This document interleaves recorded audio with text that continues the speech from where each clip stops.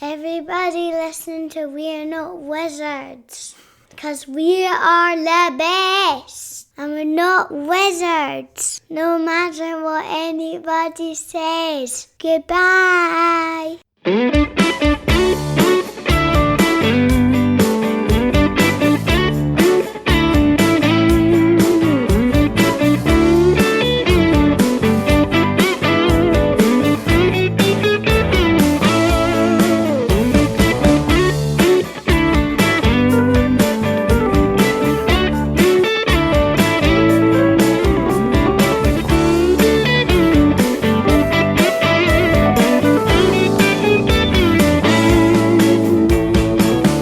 Hello and welcome to another episode of We're Not Wizards. My name's Richard. I'll be your host for June.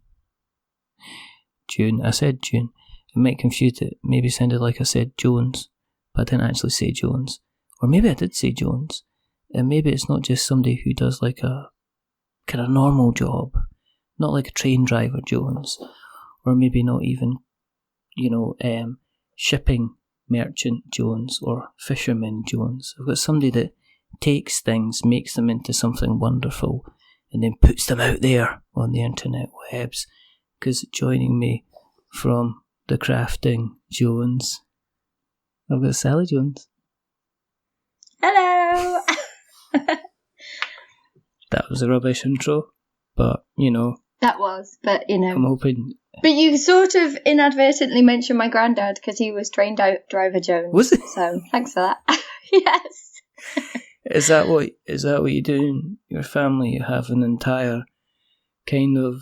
Nobody has first names. You're all just. No, we don't. We just refer to each other as our jobs. Call by basically what you are, kind of thing. Yeah. So you have Mother Jones or whatever they did. And then that sounds pretty. Yeah, Bursar Jones, Teacher Jones, Actuary Jones, NHS staff member Jones. It's all very exciting. Is it not get confusing around about Christmas time? Because you have to remember. What happens if somebody changes jobs then? Do you have to have a family announcement? That's it. Yeah, the flyers go out and all sorts, yeah. Do you have an announce? Is there like a Facebook group? And you have a sticky. Well, what we do top? Is we hire the official bugler. Bugler. This is how tired I am. The bugle player, right. And we have a little proper announcement, and it's all very exciting. Is there balloons?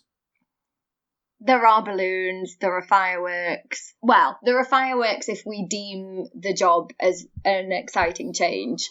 If we deem it as something a bit crap, we're like, oh, well, you can have one balloon and be pleased that that's what you get. So does it have to be an entire job change? Or say if somebody gets a promotion, say if they go from just manager to senior manager, is that just an announcement or do they get balloons or fireworks for that? They get a sparkler for that, because it's a good thing that they've got a promotion and we like to encourage that, but let's not go too crazy. That's fine. Yeah. I'm so glad you ran along with that, because that could have fallen flat on its face, really. Yeah. How you doing? Are you well? I'm good, thanks. I'm exhausted, actually. Right. I still don't think I'm over UK Games Expo, to be honest. But generally, I'm well. I've got cake. I've got a cup of tea. Right. It could be worse. That is good. I'm right in saying that basically you are a person that creates stuff. That yes. Is not one of these people that sits around with white pieces of paper, goes to playtesting events, and then eventually puts something on Kickstarter in the hope that people back it. You're actually you're just grafting away, making stuff. And on all manner of different types of things, which I thought was interesting to kind of get you on and have a chat. But it's obviously interesting to find out a little bit kind of about yourself and your history and kind of stuff like that. Because it sounds strange. I'm going to sound like I'm just about to be quite unkind to the entire demographic that probably not only listens to the show but guests on the show. But you're actually one of these people everybody's talking about, and the dream would be to work full time in the industry, and you're like, well, I'm doing this full time. kind of already. Yeah. So, Yeah. what for people who haven't, who aren't aware of who you are, what is it you're doing? What is it you're kind of selling? So I take games pieces and dice and various other bits and bobs like playing cards and turn them into accessories for you and your home. My strapline is Geek Chic Creations for you and your home, which I think sums it up fairly well, provided you know what Geek Chic is. So yeah, I take meeple, I take dice, D20s. I've got some Pokemon cards, Magic the Gathering cards, all sorts of different bits and bobs. I try out different products fairly regularly as well, and like to expand my lines. And I'm always interested to get feedback from customers and see what they would like, and try and expand based on that, which is good. How'd you get into it? I mean, did you do this through? Were you kind of like did you go art college kind of thing and then ended up doing this? No. I did civil engineering as my degree. Wow. Okay. And spent some time in industry. And I've worked as a maths teacher, and I've had all sorts of jobs really. None of them massively creative. But I've always been good at doing things with my hands. Okay. And I have to be very careful about how I say that, because previously I used to say, I've always been quite handsy, and then that's just not really the right impression. Been good at making things. I can't draw, I can't paint, I can't sing, but I can make things. I'm good at that kind of creative side of things. So when you were doing the civil engineering, were you quite good at the kind of, did you find that people are saying, well, do you want to spec out this kind of how this would work, and you're away kind of making a model and you're coming in? I did enjoy making models, yeah. Because that's part of the thing, isn't it? You actually sometimes, I mean, obviously it's probably all done on computer graphics nowadays, but it's a lot of CAD stuff now, yeah. But yeah, with like but I like physically making models, stuff like that, the pasta and the cornflake boxes. Oh yeah. We used to do that with first years, and get them like one of their sort of introductory tasks to make it seem fun and not like hard work, and get them to build structures out of dry spaghetti and marshmallows, and to get a prize for the group who could create the biggest tower and things like that. That was always good. And making sure it was all kind of sound and structurally would work. I mean, is there a marshmallow tower somewhere out there that's been made into a real building? I just wonder. Other than in my kitchen, I'm not sure that's actually a thing. But maybe I'll look into it. I'll get in touch with some of my old colleagues and get them to get started. If anybody knows out there of the spaghetti and marshmallow tower, then please get in kind of contact and kind of definitely kind of let us know. How did you? I mean, you mentioned obviously the teacher. Did you teach him for long then? Yeah, for a few years. I was a maths teacher. But the reason I started a business was I actually spent quite a lot of time in hospital. All right. I wasn't well, and I basically couldn't have a normal, quote unquote, normal job. And if I was ill, I needed to have something with that flexibility. So I started selling stuff online from home. Yeah.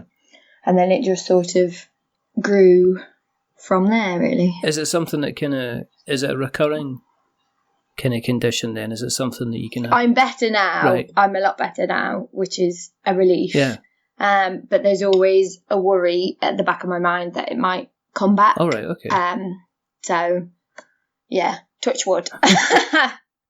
So I go and have checkups and things. So. All right, okay. So that kind of drove you to say, well, if I need to be kind of not kind of reliable, but I need to have something that I can kind of fall back on, and it can be ticking away in the background, kind of regardless of how I'm kind of getting on, I guess.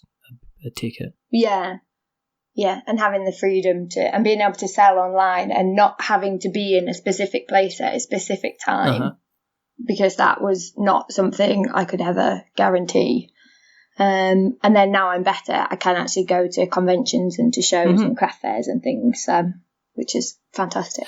Were you involved in the kind of like the board game community at all? I mean, are you a player yourself? I mean, do you? Yeah. I mean, I get asked that quite often at conventions, and it always makes me smile a little bit, with a little bit of irony probably behind the smile, because I just think, why would I have chosen this niche to go into if I didn't game? Yes, of course I game a lot. I've played games since I was a child. I have groups I regularly game with, which is amazing. What was the first kind of games that you were playing when you were growing up? Well, when I was growing up, we were quite a traditional household, so we'd started with like Monopoly, Totopoly, Ludo, all of that kind of thing. And my parents, bless them, they still don't. When I talk about what I do, they still think, I mean, you know, their go-to is still Monopoly. Oh, well, we found an old set of Monopoly in a charity shop. Can you do something with that? Well, maybe. Yeah, thanks, Dad. I really appreciate the thought. You know, and then crack on with whatever it was I was actually making. What are you kind of playing at the moment then? I've just got a new game that I've not had a chance to play yet. I got it for my birthday. Right. I got Llamas Unleashed, which is an unstable unicorns game, which I love. So I'm looking forward to trying that out when I have time to game again. It's all been a bit frantic. That's the thing about running your own business solo, that you do everything. There's a lot of pulls on your time, and having a stable social life is not something that exists for me at the minute, particularly. So are you more likely to pick up a kind of a game that you can get to the table quite quickly, and you can have kind of quick sessions? You get time to get into some of the kind of the bigger, kind of your brain burner type games at all? Yeah, I did have a group who I played a Pandemic Legacy with, and I used to play in a couple of RPG groups, but because I can't commit to the regularity of sessions, unfortunately, anymore, because of work, basically, I've not done that for a while, so I do tend to prefer shorter games at the minute. But I do still like longer games if I can actually kind of like carve out a section of time and be like, right, we've got a games afternoon. I've got 6 hours. I can commit to something. Let's go, which is brilliant. And a lot of my friends are gamers. So normally there's at least a few people who will be free at the same time I am, which is brilliant. What was the first thing that you crafted then? What was the first... I mean, were you just sitting around with a spare set of meeples or something, and you went, I'm actually going to do something like this, or how did it kind of first come about? Well, the first thing I actually crafted was a flower hair clip. Oh. Because I have a second line of product. Well, the first line of products that I created was based on sort of vintage, shabby chic things, because my other big love, other than my massive nerdiness, is I love vintage things, and I do swing dancing, like Lindy Hop and Balboa and Collegiate Shag and Charleston. And so I wear a flower in my hair pretty much every day. How long have you been dancing for then? I started probably about a decade ago. I used to teach swing dance as well for a while, which was amazing. Yeah. I keep trying to get the guys at Tabletop Scotland to make it into a games convention, and Kaylee, because I'm like, you guys have a dance. Come on, let's merge my two loves. Could you really imagine? I don't know. I can imagine maybe John, maybe even Simon. It'd be amazing.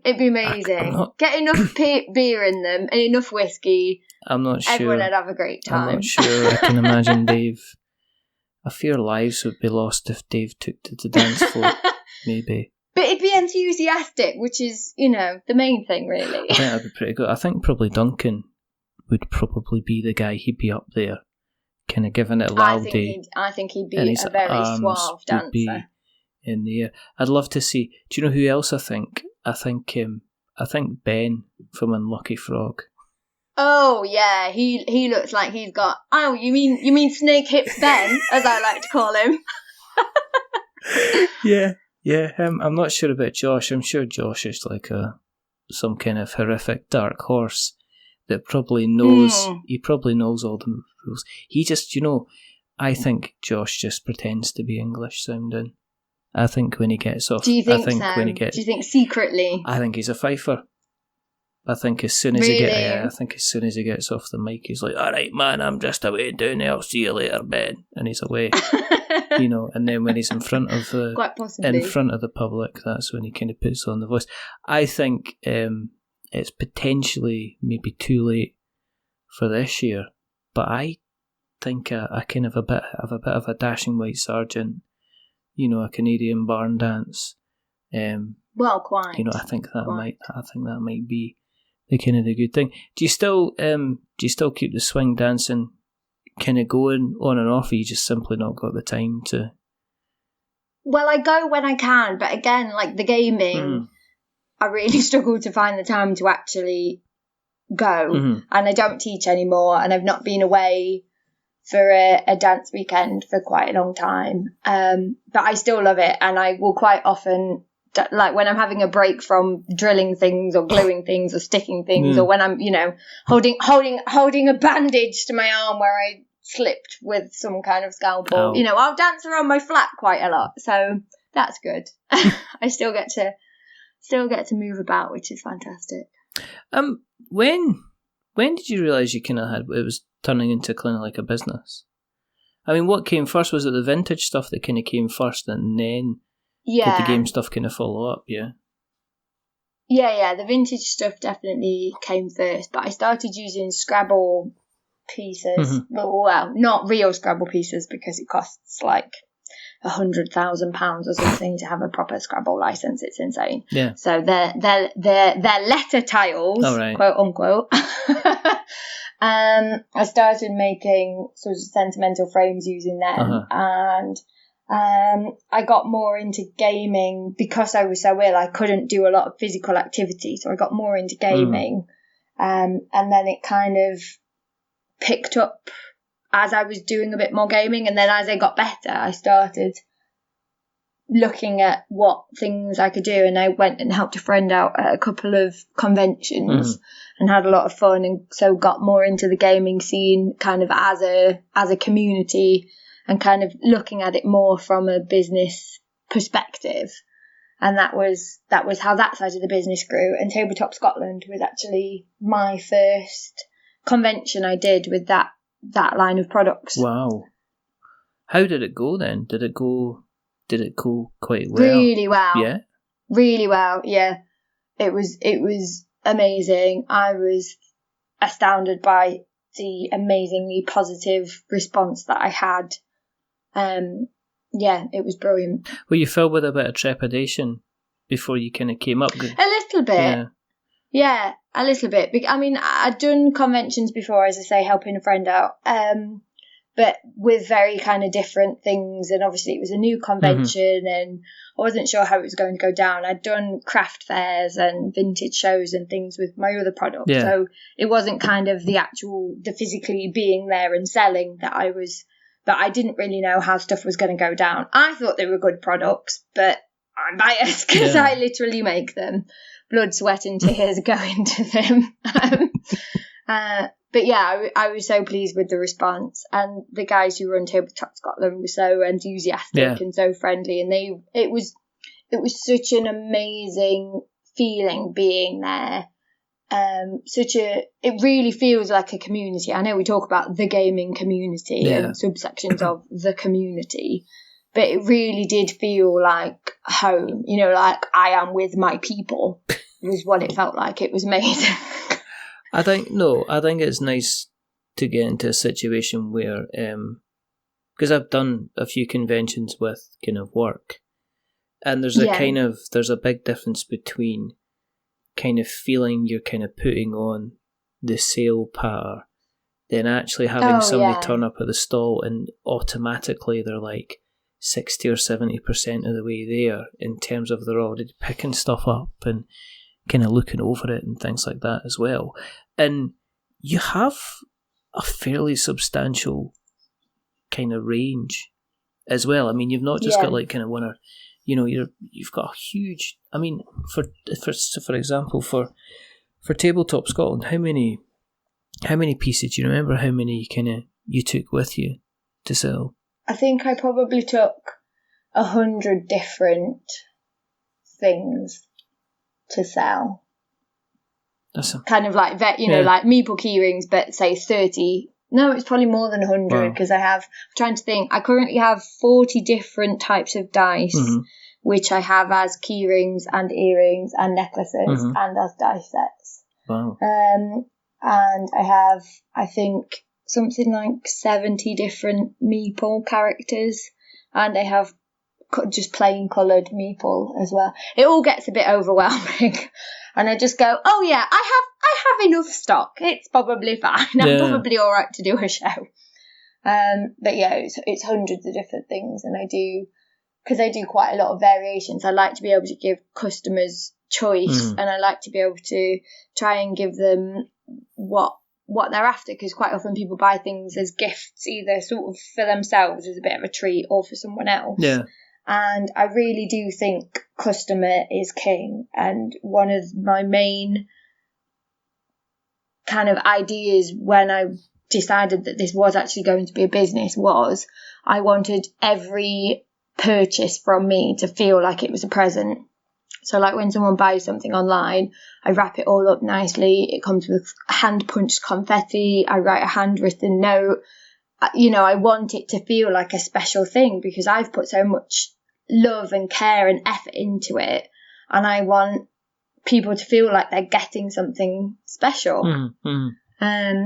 So that's, you know, the customer service is really a big thing to me. And you talking about kind of like the sales patter earlier, and I would say I definitely don't have a patter. You know, I will happily just chat with anyone, and if they're interested in what I do, then that's like an added bonus.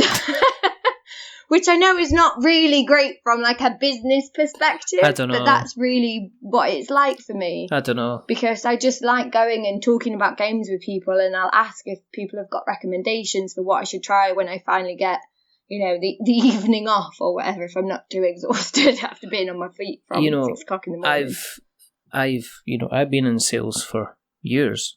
I mean, it's what I do. It's why I'm quick talking and sharp-witted and whatever. That's nonsense. That's just a lie. But this whole kind of sales patter thing is just for, I kind of don't really live by it myself. We always have a joke in the office that you can tell when a real salesperson is on the phone, because the first thing they ask you is how they are. And they go, how are you? Kind of thing. And you're like, fine, what are you selling? Kind of thing. Yeah. I never ask anybody how they are.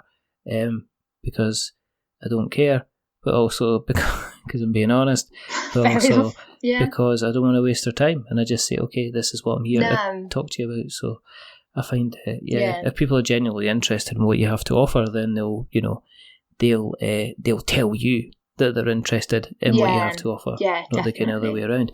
How do you get the pieces? How do you source them? Is there like a kind of a big meeple and dice supplies place do you go to? Do you go into anywhere in particular? I have various different wholesale suppliers, and some of the bits I do.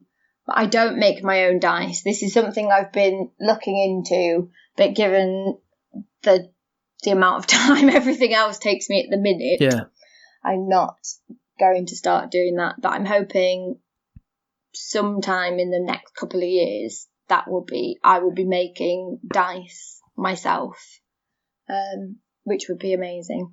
But at the minute I have a wholesale supplier, and I get the meeple wholesale as well, and then some of the characters I tweak a bit to make them a bit more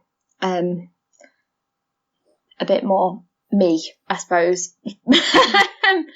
or a bit more how I would want the characters to look. So it's quite a lot of creation goes into everything, and everything takes so much time, and I hate drilling dice. There's some dice that are not too bad, and I just end up inhaling powder, even with, you know, various masks and things on. But other dice, some of the dice, they melt. The plastic melts onto my drill bit. So after every single dice I drill of those type, which is about 60% of the dice, I have to then change the drill bit and dissolve the plastic off the first drill bit in acetone. And then, I have, I think, about 50 drill bits of the same size so that I can just keep drilling. And then by the time I get to the end of the 50, I then, you know, I can take the next one out of the acetone and the plastic will have dissolved off. Are you? It's quite labour intensive. Are you kind of seeking help with your dice dust addiction? Then are you? With my I need to go to DDA, Dice Dust Anonymous.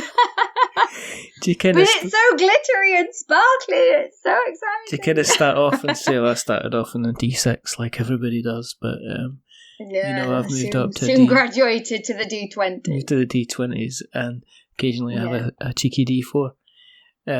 Oh yeah. Well, everybody loves a cheeky D4 now and again.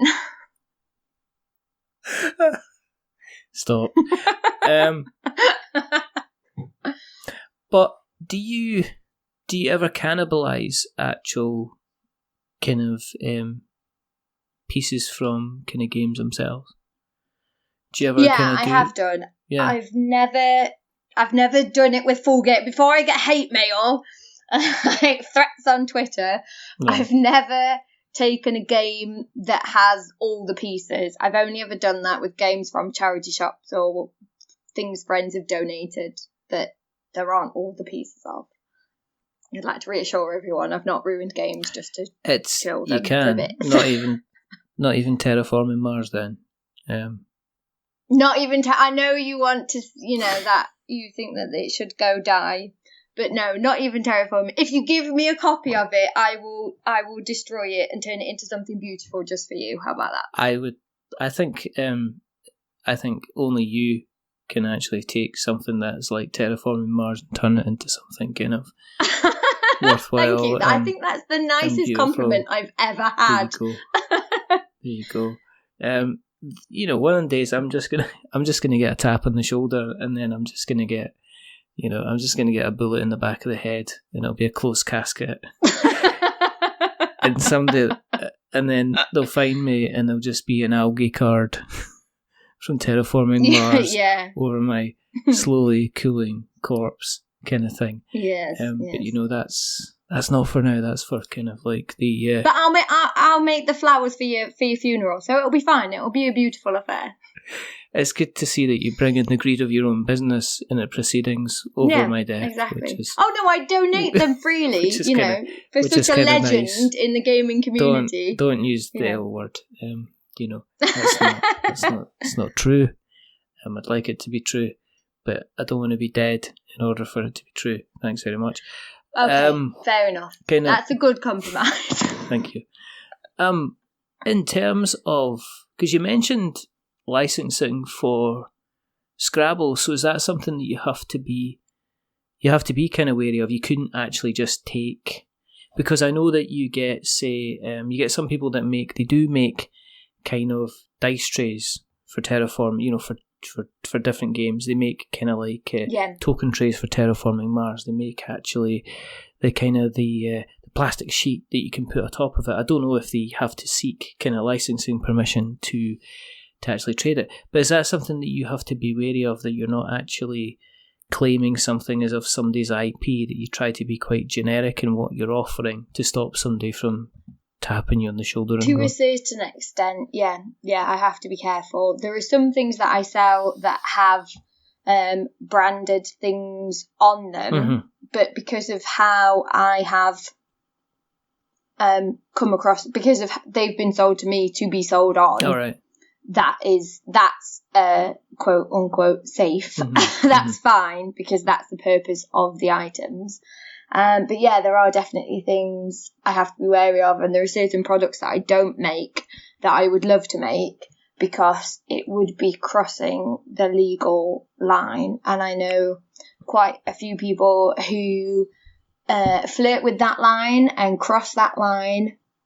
And because they're small businesses, they've not been pulled up on it.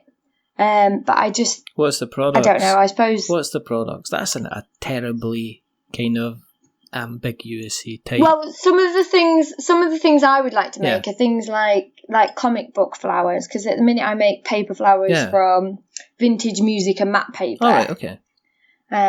Which is fine. But you're not meant to make things for... If I made a flower from comic book paper for a friend and gave it as a gift, that's perfectly acceptable, because I'm taking something and turning it into something else. Yeah. And I'm not claiming. But if I then did that for commercial profit, that is not allowed, even if I don't say, oh, it's a Marvel comic flower, but because I'm using someone else's creative work for my profit, that's actually not okay. Right, so you couldn't take like the actual Civil War Marvel comic and start making kind of brooches and flowers and things like that out of it, because that would be considered kind of using almost their IP, their creative work, for you to then go ahead and make money. Yeah, according to the copyright laws in the UK, that's not okay. Well, and I know some people who do things like that. Yeah. But it's actually not allowed. So I like to keep my business in the realms of... I like to stick to the letter of what's allowed, because I just don't think it's worth running the risk. No. And I have so many ideas of things I would want to do that I think would make fabulous things. And sometimes I make things for friends and give them as gifts. But yeah, I'm a bit of... Sometimes I'm a bit of a stickler for the rules, and I just think it's not worth it if you are caught, because I know of a business, they created things out of well-known,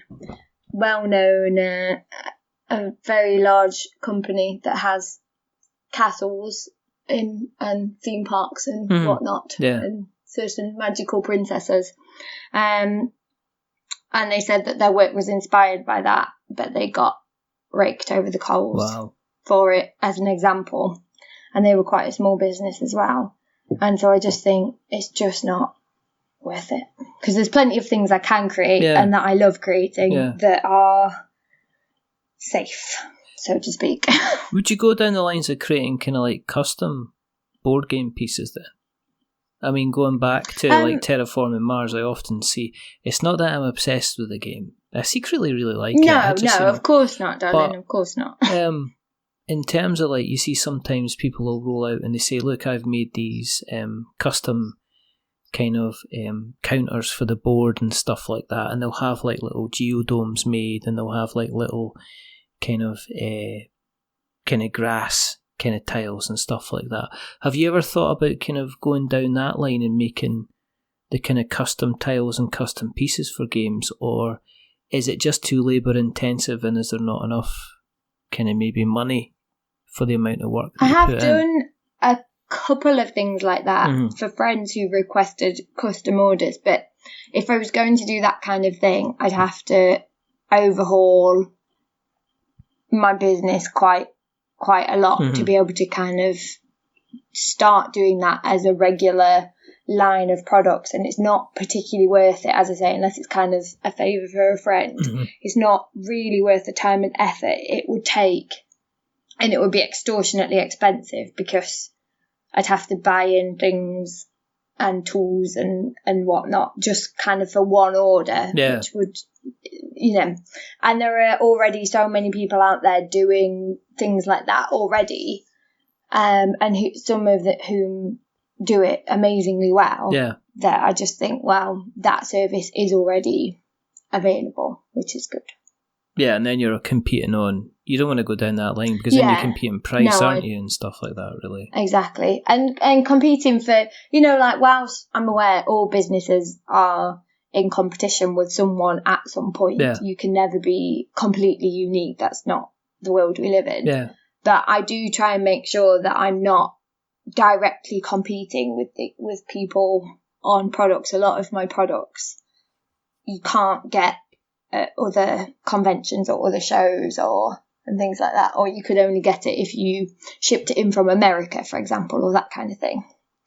So I try and make sure I'm not treading on too many other toes, and I try and kind of support other creatives in the industry, and other, local creatives to where I live, Sheffield, and kind of bolster that, because I think indie businesses, we're a community as well. We should all try and support each other. Yeah. And I think that's fantastic. So why not, kind of thing. How was the expo for you? Because you went down to that, didn't you?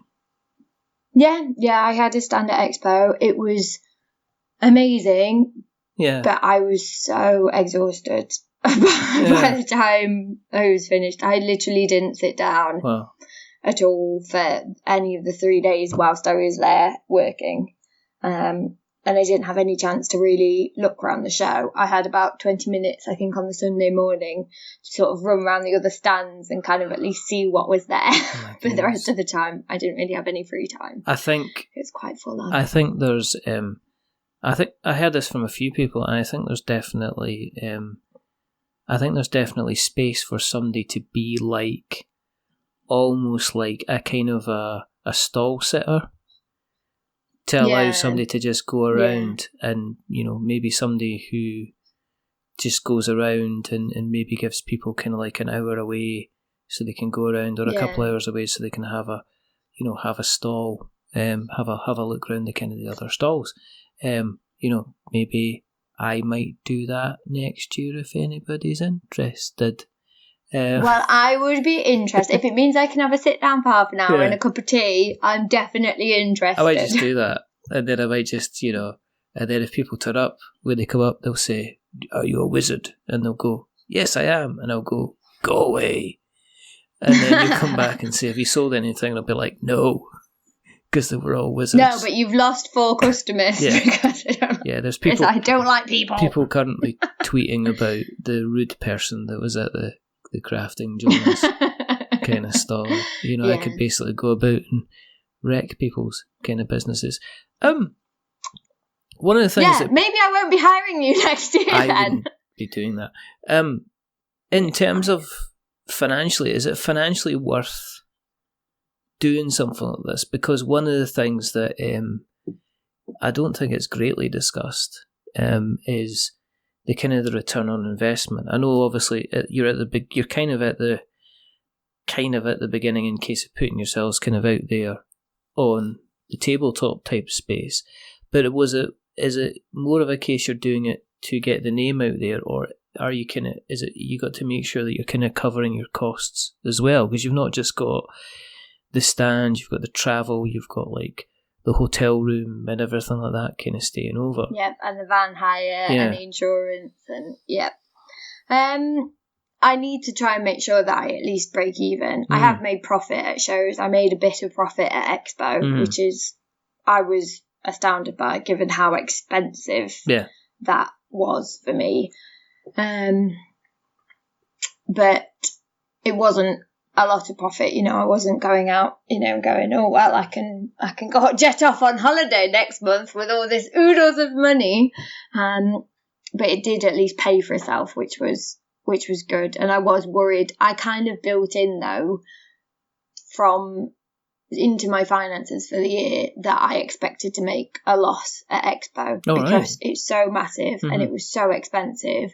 I didn't expect to make a profit because my work is so labour intensive, and because I'm at this really awkward size for a business where I am a business, so I need to buy wholesale, but I'm not big enough yet to be able to get everything wholesale. Like I need to order things in the hundreds maybe. All right, okay. Not the thousands, or I need things in the thousands, not the tens of thousands. Yeah. And so it's this really awkward phase where the costs to me are quite high, and then because I make everything by hand, like even the greeting cards that I sell, I don't make them by hand, but I design them all and then get them professionally printed to make sure that they are a proper greeting card, that the ink's not going to run or whatever. Yeah. But that all takes quite a lot of time. Yeah. No, I mean it's like you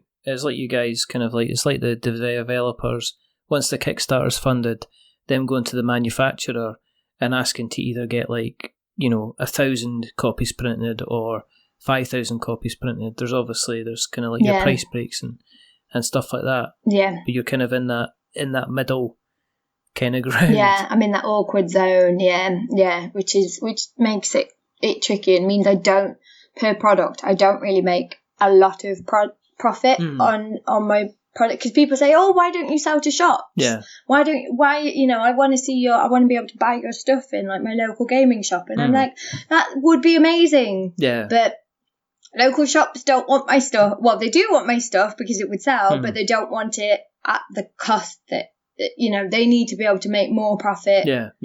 To make it worthwhile for them as well. Yeah. And at the minute, it's only just worthwhile for me. So until I kind of get either big enough to be able to reduce the initial material costs, that's not massively feasible, unfortunately, which is such a shame, because I'd love to have my stuff in shops and I'd love people to be able to access it more easily. Do you talk with other creators then? I mean, is there almost like a kind of a crafting kind of group where you kind of share ideas? Was there other people that you knew that were going to the expo that you could compare and contrast? Was there the crafting Smith that you were able to speak to, the crafting Johnson that you were able to kind of share kind of how it went, or were you fairly kind of unique in kind of what you were doing and what you were presenting at the show?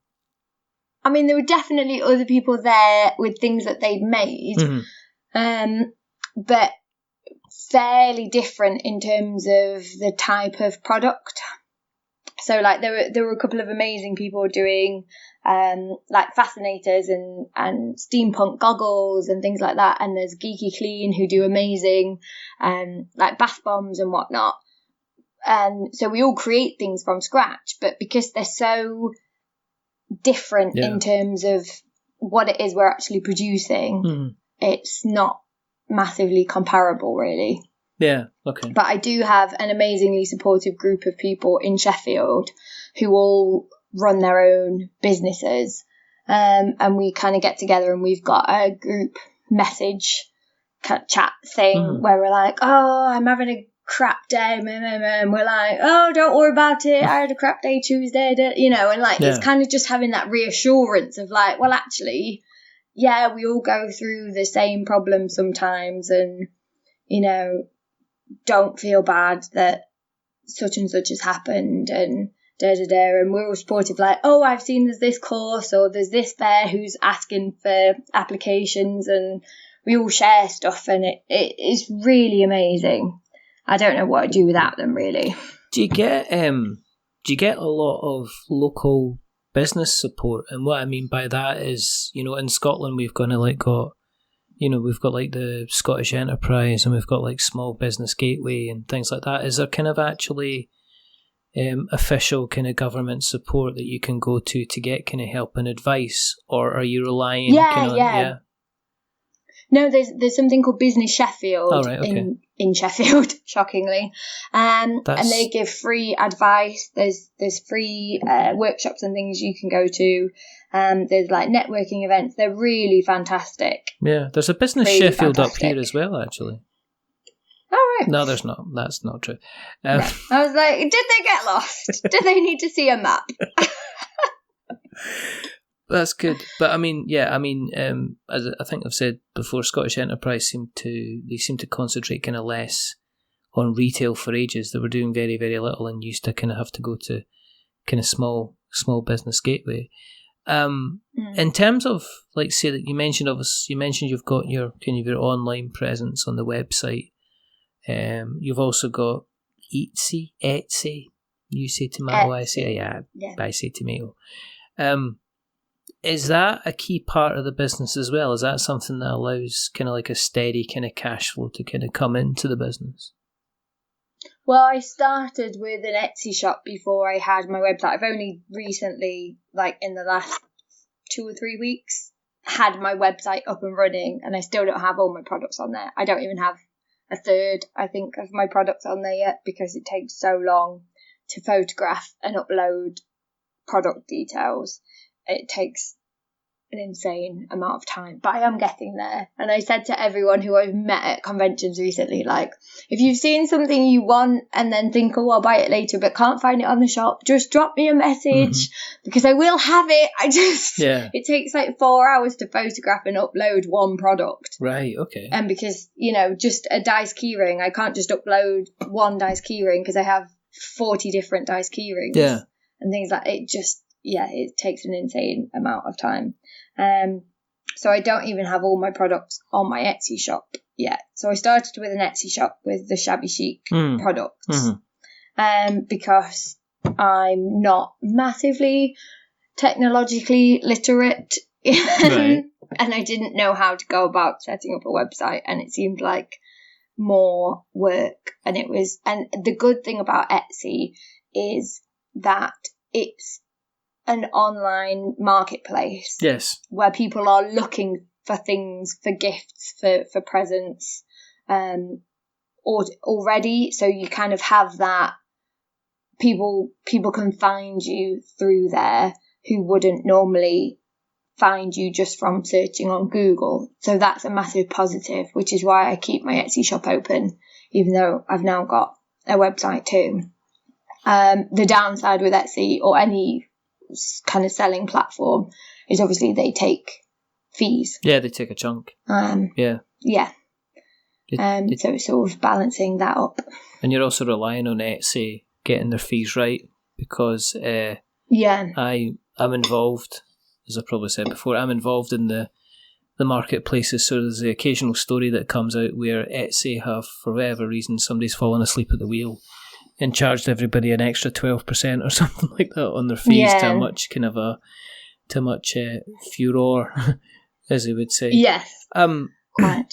Is it a necessary part of the business? Would you keep it going even if the conferences were continuing to kind of do well? Do you see the business without having to rely online or on online marketplaces? Have you not considered kind of like eBay as well, or is that just a complete? Well, I have looked into eBay and I have looked into Amazon, and for me, because I make everything from scratch, Etsy for me was kind of the automatic place to go. Yeah. But I mean, Etsy used to be, it had to be handmade or vintage. Yeah. And vintage, it had to be able to be proved to be 20 plus years old. Or I think maybe 25 plus years old. And now that's not the case. There's loads of mass-produced tat on there. Yeah, there is. And there's loads of people selling stuff that they haven't made and just listing it as handmade. And Etsy don't seem to be doing anything about it, which is a shame, because I think it waters down the effort and the creativity of everyone who is making everything. But as I say, because it still has people do still go there for gifts that you can't get kind of elsewhere, or can't get necessarily in your local John Lewis or wherever. Yeah. It is still useful. And I think, again, for me, because I do make everything by hand, kind of going on eBay or Amazon, A, they take quite high fees. B, they're very they're very buyer orientated. As far as I'm aware, talking to people who have shops on Amazon and on eBay. And it's, I suppose, partly for me, it's kind of a branding thing of, I am the Crafting Jones. It is me. I make everything. Yeah. And so kind of eBay, it doesn't really have that same vibe. Weird Al did a song about buying crap on eBay. That's not really the vibe I want to associate with all the things that I've lovingly made, Yeah. No, I think the thing with Etsy is that as soon as it gets investment, then you've got money men at the back of it going, well, we need to see a return on investment. What are we doing just now that's not different? And then they say, well, we've got these stringent policies. Well, if we relax these policies, it means we can encourage just anybody to kind of sell on the platform. I see your thing about eBay, because eBay is trying to be Amazon at the moment, in terms of it wants everything with a barcode, which I'm assuming barcodes aren't something that you would even do. I do. No, and Amazon does demand barcodes. It's interesting because I know that Amazon have several times continually tried to introduce some kind of made-at-home, handmade kind of section, but still seem to stipulate that people need to have their own barcode for the product, where people have went, it costs a fortune to get a barcode, so, I can't, it's just like it's not. It's like a subscription service that you have to pay every year in order to kind of keep the kind of the barcodes going. I have to stop talking shop because this is what I talk about during the day. It's kind of interesting. Would you venture into other things? I mean, are you steadily kind of like growing the business, or have you got other kind of ideas? Would you like to take yourself in a slightly different or a slightly complementary direction with other things you would like to do? I really want to design a board game because I have an idea. I want to create a swing dance based board game. Really? Yeah. How's it work? Because I don't know. I've not got that. I've not had the time to get much further than I want to do a swing dance board game. I have some ideas. I think I'd base it on kind of a Jack and Jill competition, which is like a swing dance, a style of swing dance competition. It has kind of different levels to it, and so that could be built into the game. Is it a deck building game?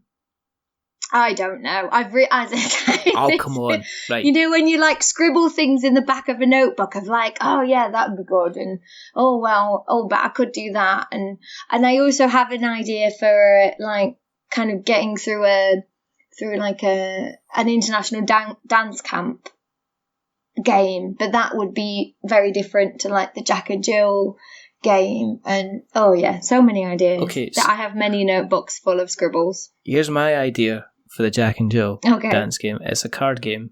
It's a deck building game. Okay. What you do is you start off with a hand of 7 cards which have kind of like basic moves. Okay. Yeah. And the card has a value on it between 1 to 6, which tells you the possible number of moves that you can string together in a sequence. And what you do is you can play several cards in a sequence as long as they kind of join together. So they can have different colours. So you can maybe turn like a spin into like a straight kind of quick step or drop step or whatever like that.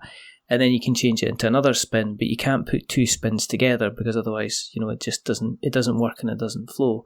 But what you do is every round you are drawing kind of, you play your cards and that gives you points.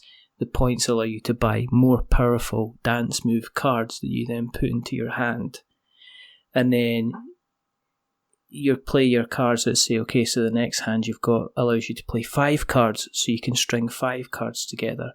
And the idea is basically to gain the highest level of kind of judges' points or applause from the crowd. There you go. By the way, I was so quiet because I was writing all that down. That sounds fantastic, but you can't steal my idea. So I'm not stealing your idea, that's my idea. Okay. Well, I'm stealing yours then. Well, I've that's written fine. it down. You can have that. You can just have that. I'm not sure about the championship at all. would be kind of strange. If you weren't doing the board game craft and stuff and the vintage craft and stuff, what would you like to do? Kind of a different craft or a different job? A different craft. If I could say, right, okay, whatever course you want, you can have a 2-week crash course in whatever, anything. And at the end of the 2 weeks, you will have the full skills to be able to go ahead and make that thing or do that thing. Is there another kind of craft and skill you would love to kind of have? I kind of love steampunk stuff. All right. So I'd quite like to get into steampunk. But given I have thought about it, and part of my kind of business plan that I did last year, I did mention that that's a possibility of where the business could go. But given that I have, I think, over 500 products and I only have 2 product lines at the minute, I think adding a third one at the minute would just be insanity. But I love that style. I think it's amazing. I think you can make some really beautiful pieces out of clockwork and all sorts of things.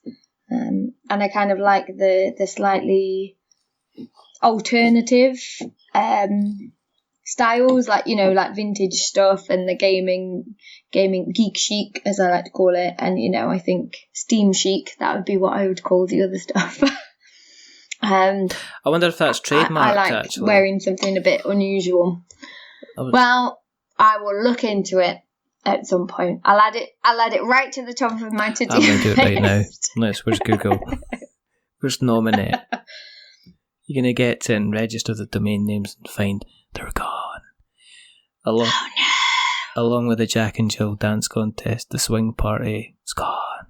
It's away. Oh no. I'm going right off you, Richard. Thank you. That's okay. You know, it's a trend at the moment. Yeah, it's fine. I'm going to create one that's called Richard Loves Wizards. That's just pictures of you with like superimposed wizard hats on. I think that's going to magically appear somewhere. Pictures of me running through a field hand in hand with Gandalf.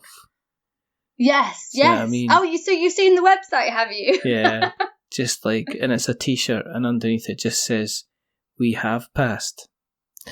You know, kind of thing. In his voice. Very witty. There you go. It's not witty. Yeah. It's a horrific rabbit comedy, as is everything I say.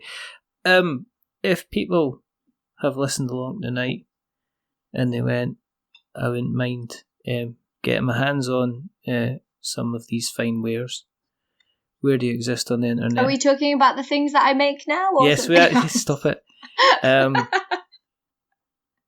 My word. Where do you exist on the internet webs? I exist on the internet webs at www.thecraftingjones.com. Mm-hmm. And I'm on Instagram and Facebook at The Crafting Jones, and I'm on Twitter at Crafting Jones, because Twitter was incredibly annoying and The Crafting Jones was one character too long for a handle. So I was very frustrated. So that's at Crafting Jones, but everything else is The Crafting Jones. I know. And it's not like you could do a Yorkshire variation and have like not really. Put Crafting Jones. Yeah. Kind of I think that'd be more confusing. Yes. I've seen your stuff in person. It's fantastic. Thank you. I would thoroughly recommend that people go for a browse with loaded pockets of gold coinage and buy a few things from you. There you go. That's impartial. If you want to keep an eye on what we're up to, go to the internet webs. Search for us. We're Not Wizards. You'll find us. Facebook, Instagram, Twitter, our website, which is .com, our blog, which is .blogspot.com. You can find us on YouTube. If you search for We're Not Wizards Tabletop Podcast, you will find us there. You will find us on all the podcast catchers, which have either got pod in them or cast in them. You'll also find us on Spotify, which has got neither of them in it, but there you go. If you like what you've listened to tonight, and I hope you have, I hope you like, and then I hope you go and check out the links in the show notes, then there's a couple of things you can do. You can go and tell somebody else that we exist, because that's always nice. You can go to the Apple iPod thing. I think they're changing it. I have no idea what they've got in store, but we shall see. And you can drop us a subscription. If you like what you've listened to tonight even more, consider giving us a rating or a review. If you are going to give us a rating or review, don't give us 10 stars, because it makes us big-headed. But at the same time, don't give us 1 star, because it makes us cry. Give us something in the middle, like a 5, because it's average. We're just a little bit average. But the person who's not been average is rather wonderful, rather fantastic. Sally Jones. Yay! Thank you. Like a Kermit thing going on here. There's only 2 more things to do. The first thing is to remember that we think wizards are absolutely fantastic, don't we? Yes, most definitely. Just fantastic, wonderful people. Just the best kind of. I've never met anything more wonderful than a wizard with his wand. So he likes to waggle about. Stop it. And this, and the second, we're just many things, but we're not wizards, for goodness sake. I can't even lie convincingly about these fools.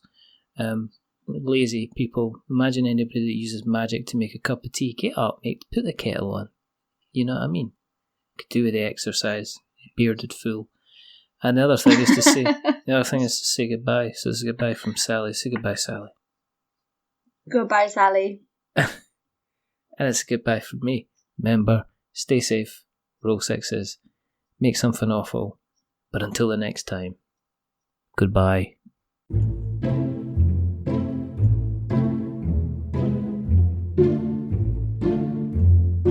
A wizard is never late.